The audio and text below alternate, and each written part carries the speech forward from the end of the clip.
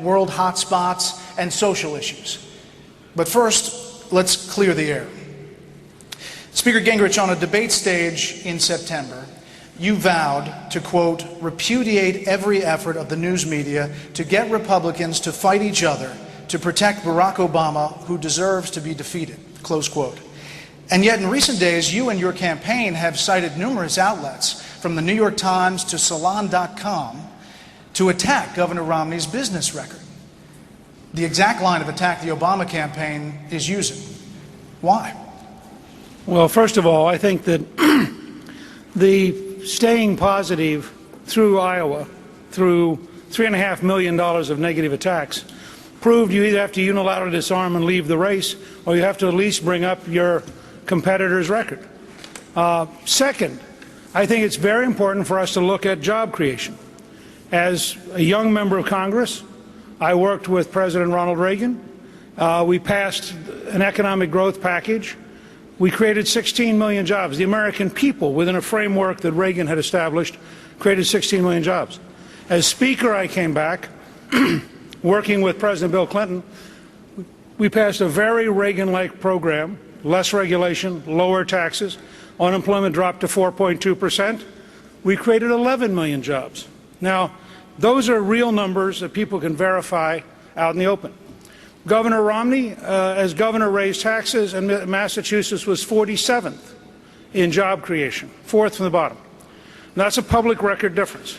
The second part of his campaign is citing his experience in business, which is perfectly legitimate. But if that's a part of your campaign, then questioning it has to be equally legitimate. And it struck me that raising those questions, giving him an opportunity to answer them, is exactly what campaigns ought to be about. And we need to satisfy the country that whoever we nominate has a record that can stand up to Barack Obama in a very effective way. Governor Romney, I will give you time to respond in just a minute.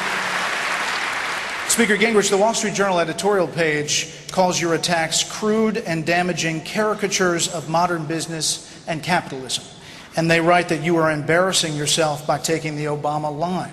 How do you respond to that? First of all, I don't think raising questions is a prerogative only of Barack Obama. And I don't think Republicans should allow themselves to automatically be intimidated because every time you raise a question, somebody yells, you know, you're doing something the Democrats will do. I raise questions that I think are legitimate questions. They're questions, some of which came straight out of Wall Street Journal articles. The governor has every opportunity to answer those questions, to give us facts and data, and I think that's part of his responsibility as a candidate. And I think that's part of what a campaign is about, is to raise questions and see whether or not your competitor can answer them effectively before you get to a general election where you know those questions are going to be asked. One more time. You said last week if somebody comes in and takes all the money out of your company and then leaves you bankrupt while they go off with millions, that's not traditional capitalism. That doesn't sound like a question. I think if you look at the record, part of which was published in the Wall Street Journal, remember, it's very limited public record because he was in a very private company. Okay.